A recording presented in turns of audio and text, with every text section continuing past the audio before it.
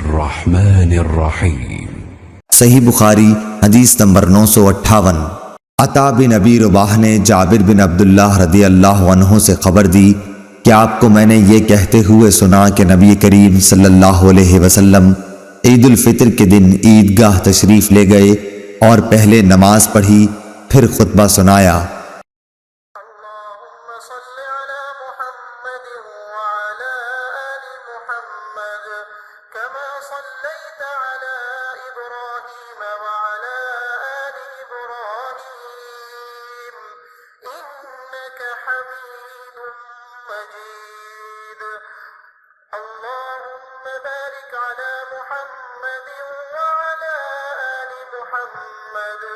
كما باركت على إبراهيم وعلى آل إبراهيم إنك حميد